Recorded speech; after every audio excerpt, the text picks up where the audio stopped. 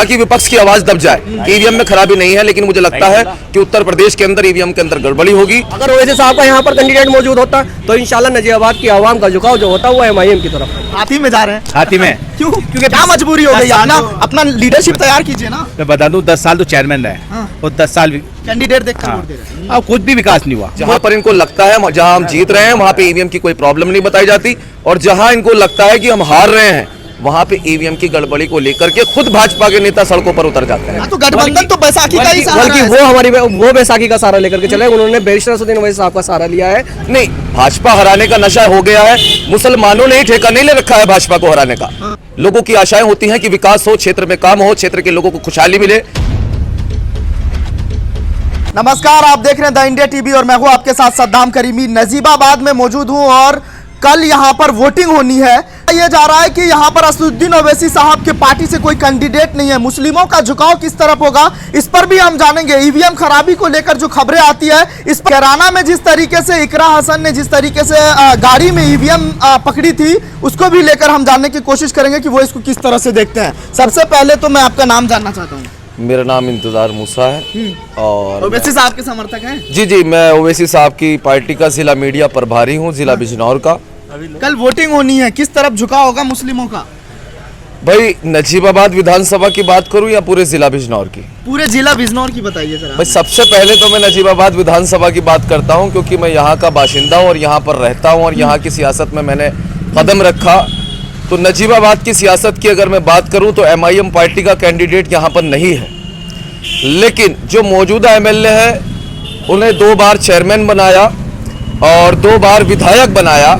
लेकिन विधायक बनने के बाद जो लोगों की आशाएं होती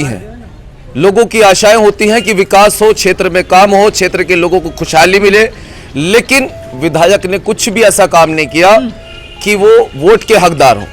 भले ही वो समाजवादी पार्टी से टिकट लेकर के आ गए, लेकिन जनता में निराशा है, जनता बदलाव चाहती है और जनता ने सोच लिया है मन में कि अब की बार नहीं जिताना है, चाहे बीजेपी जीते चाहे बीएसपी जीते, लेकिन उस विधायक को नहीं जिताना है जो 10 साल से जीतता आ रहा है। जनता का बदलाव बिल्कुल हट चुका है। लोग कह रहे हैं मुसलमानों को भाजपा हराने का नशा हो गया है। नहीं, भाजपा हराने का नशा हो गया है। मुसलमानों ने ही ठेका नहीं ले रखा है भाजपा को हराने का। भाजपा ना तो मुसलमानों के वोट से आई, ना मुसलमानों के वोट से भाजपा हारेगी। मुसलमानों के वोट से भाजपा को हरा ही नहीं सकते। मेरे भाई, समझने वाली बात यह है कि बीजेपी सत्ता के अंदर आई तो उनके लोग वोटों से आई, ब्राह्मणों के वोटों से आई, केशवों के वोटों से आई, सैनियों के वोटों से आई, सर्व समाज के वोटों से आई, सिर्फ मुसलमानों के वोटों से नहीं आई। इसका ठेका कोई मेरे बाप या मेरे दादा ने नहीं ले रखा कि हम बीजेपी को हराएंगे। जनता बदलाव चाहती है, जनता चाहती है कि कैंडिडेट के चेहरे पे वोट दिया जाए, ना करके किसी की पार्टी के ऊपर। तो ओवैसी साहब के कैंडिडेट ही नहीं है ना, तो किसको देंगे फिर आप लोग वोट? ये पार्टी जन अधिकार पार्टी के खाते में चली गई थी ये सीट, इसलिए यहाँ पर कैंडिडेट नहीं है। लेकिन अगर मेरी कोई गर्दन पे भी छुरी रखकर कहेगा कि समाजवादी के प्रत्याशी को वोट दे दो, तो मैं नहीं दूंगा। मैं वोट उसे दूंगा जो नगीना से आया है, जिसके बाप ने 40 साल विकास किया है, 40 साल नगीने की नगर पालिका को चमका के रखा है। मैं वोट उसे दूंगा। मैं नाम नहीं लेता क्योंकि मैं एक पार्टी विशेष आता हूं। ईवीएम खराबी की खबरों को लेकर के हम किस तरह से देख रहे हैं? देखो, भाजपा की रणनीति रही है शुरू से। जैसे बंगाल के अंदर चुनाव ममता बनर्जी को जिता के दिखा दिया ईवीएम के माध्यम से कि ईवीएम ठीक है, ताकि विपक्ष की आवाज दब जाए कि ईवीएम में खराबी नहीं है। लेकिन मुझे लगता है कि उत्तर प्रदेश के अंदर ईवीएम के अंदर गड़बड़ी होगी और भाजपा सत्ता तक पहुंचने में कामयाब हो जाएगी।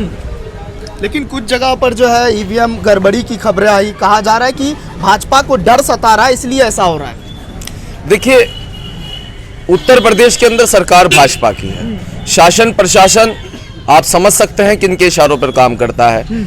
और ईवीएम की रही खराबी की बात, ईवीएम के अंदर टेक्निकल प्रॉब्लम किसी तरह की अगर आती है तो उसकी जिम्मेदार भी भाजपा है। इसकी जिम्मेदार कोई और अन्य पार्टियां नहीं है, ये जिम्मेदार भाजपा है, क्योंकि भाजपा की सरकार चल रही है। भाजपा को चाहिए कि टेक्निकल खराबियों को दुरुस्त करके वोटिंग कराए। वो तो कह रहे तकनीकी सामान है, खराब हो जाता है, बाद में ठीक भी हो जाता है। ऐसे कैसे हो जाता है तकनीकी सामान खराब? बंगाल में क्यों नहीं हुआ? बिहार में क्यों नहीं हुआ? जहां पर इनको लगता है कि बंगाल में भी तो ईवीएम जो है भारतीय जनता पार्टी की गाड़ी, जहां पर इनको लगता है कि हम जीत रहे हैं, जहां पर इनको लगता है जहां हम जीत रहे हैं वहां पे ईवीएम की कोई प्रॉब्लम नहीं बताई जाती, और जहां इनको लगता है कि हम हार रहे हैं वहां पे ईवीएम की गड़बड़ी को लेकर के खुद भाजपा के नेता सड़कों पर उतर जाते हैं। ओवैसी साहब पर क्या कहेंगे आप, किस तरफ झुका है लोगों का? देखिए, नजीबाबाद विधानसभा की अगर मैं बात करता हूं तो नजीबाबाद विधानसभा में बैरिस्टर असदुद्दीन ओवैसी साहब का कोई कैंडिडेट मौजूद नहीं है। लेकिन नगीना विधानसभा में ओवैसी साहब का कैंडिडेट मौजूद है, चांदपुर विधानसभा में और बिजनौर सदर विधानसभा पर और बड़ापुर विधानसभा पर। सबसे अच्छी कंडीशन हमारी इस वक्त जो रही है, चारों सीटों पर अच्छी कंडीशन है और इंशाल्लाह MIM जो है जिला बिजनौर से आपके सीट जीतने जा रही है। आपके जिला लोग कह रहे हैं आपको अपने पे भरोसा नहीं था, बैसाखी पे चल रहे हैं गठबंधन करके। नहीं, किसकी बैसाखी पर चले? गठबंधन बाबू कुशवाहा के साथ चल रहे हैं, वामन मेश्राम के साथ चल रहे हैं। बाबू कुशवाहा की अगर हम बात करें तो बाबा सिंह कुशवाहा का यहाँ पर पश्चिमी उत्तर प्रदेश में कोई जनाधार नहीं है। तो आपने उन्हीं से तो गठबंधन किया। उसके बावजूद भी नहीं, आपने अभी कहा ना पत्रकार महोदय की, आपने कहा है कि उनकी बैसाखी का सहारा लेकर के चल रहा है। तो गठबंधन तो बैसाखी का ही सहारा बल्कि वो बैसाखी का सहारा लेकर के चले। उन्होंने बैरिस्टर असदुद्दीन ओवैसी साहब का सहारा लिया है मुस्लिम वोटों को पाने के लिए। ये अच्छी बात है भाई। जो हमारे ऊपर जो क्लेम लगता है कि ये सिर्फ मुस्लिमों की पार्टी है, ये मुस्लिमों का विकास के लिए बात करती है, मुस्लिमों की बात करती है, तो अब हमने हिंदू पार्टियों के साथ में गठबंधन किया है, हमने सैनी बिरादरी के साथ में गठबंधन किया है, हमने कुशवाहा बिरादरी के साथ में गठबंधन किया है। इसमें गलत क्या है? हमने तो कहा था समाजवादी के वालों से भी कि समाजवादी के साथ में गठबंधन का, समाजवादी गठबंधन में ले, लेकिन नहीं लिया। बसपा, हमने कहा बसपा गठबंधन में ले। ये लोग नहीं चाहते। ये इनका कहना ये है कि अगर मुस्लिम क़यादत जिंदा होती है तो इनकी क़यादत दफन हो जाएगी।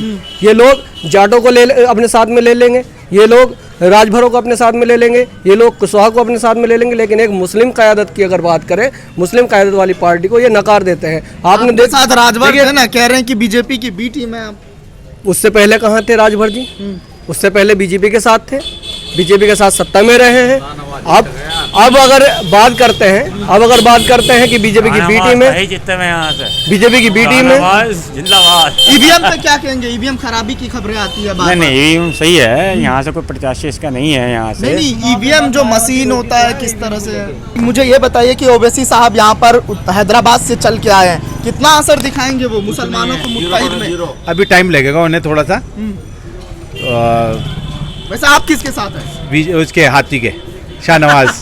हाथी में जा रहे हैं? हाथी में क्यों? क्योंकि क्या मजबूरी हो गई? अपना लीडरशिप तैयार कीजिए ना। मैं बता दूं, 10 साल तो चेयरमैन रहे। हाँ। और 10 साल कैंडिडेट देखकर हाँ। वोट दे रहे हैं। अब कुछ भी विकास नहीं हुआ। कोई विकास अगर शहर में बताए तो बताती, एक ईंट अगर विकास किया हो तो बताए।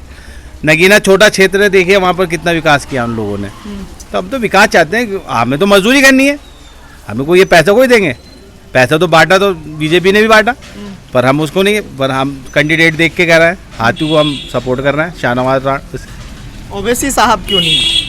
उन्हें अभी थोड़ा टाइम लगेगा, इंशाल्लाह अगले साल उन्हें। ओवैसी साहब की पार्टी का कैंडिडेट यहाँ नहीं है। अगर असदुद्दीन ओवैसी की पार्टी का यहाँ कैंडिडेट होता तो सपा के छक्के छुड़ाने का काम मूसा करता, मनव्वर अली करता। नहीं है यहाँ पर, नहीं है यहाँ पर समाजवादी पार्टी के सामने ओवैसी साहब की पार्टी का कैंडिडेट नहीं है, वरना समाजवादी वालों की पैंट ढीली हो जाती ओवैसी साहब के आने से नजीबाबाद की सरजमीन पर। ये उनकी खुशनसीबी है कि वो नहीं आए, उनका प्रत्याशी यहाँ मौजूद नहीं है, इसलिए 1% चांस जीतने के हैं और 99% हारने के हैं। क्योंकि ये सारी जनता कहाँ जा रहे हो भाई?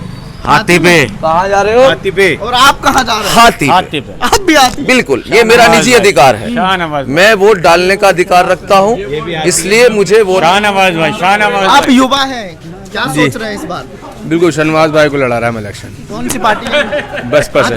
बसपा हाथी? जी बिल्कुल। हाथी को हाथी है हमारे शहर में। अच्छा, समाजवादी पार्टी नहीं? कुछ नहीं, हम समाजवादी पार्टी से नहीं, हम कैंडिडेट अपना विधायक जो चाहते हैं शहनवाज भाई को चाहते हैं आपके। अच्छा अच्छा जी 15 साल से इलेक्शन लड़ाते हुए आ रहा है तस्लीम भाई को, कोई विकास नहीं हुआ। हम विकास चाहते हैं और कुछ नहीं चाहते। यहाँ की जो जनता है ना, नजीबाबाद की जनता, ये बहुत प्यार करने वाली जनता है, मोहब्बत देने वाली जनता है। अब 20 साल विधायक जी को जो है 10 साल चेयरमैन बनाया और 10 साल विधायक बनाया यहाँ की जनता ने, लेकिन हमारे विधायक जी ने जो सिर्फ यहाँ की नजीबाबाद की जनता को सिर्फ ठगा है और अभी भी ठगने का काम कर रहे हैं। अब हमें जो चांद रात आती है, चांद रात मतलब जब इलेक्शन की वाली रात होती है, उस दिन एक अफवाह उड़ा दी जाती है कि इस्लाम खतरे में है, इस्लाम खतरे में है। अरे भाई इस्लाम तो तब खतरे में आया था जब CAA NRC का मामला आया था, तब विधायक जी कहाँ छिपे हुए बैठे थे। इस्लाम तब खतरे में आया था जब हमारी शरीयत की धज्जियां उड़ाई जा रही थी संसद के अंदर, तब विधायक जी के जो MP, जो उनकी पार्टी के MP हैं, जो राष्ट्रीय अध्यक्ष हैं, वो कहाँ मौजूद थे। उन्होंने CAA का NRC का जो है सपोर्ट की थी, उन्होंने सपोर्ट की थी। लेकिन इस बार हमारे नजीबाबाद की जनता समझ चुकी है इनकी चालों को।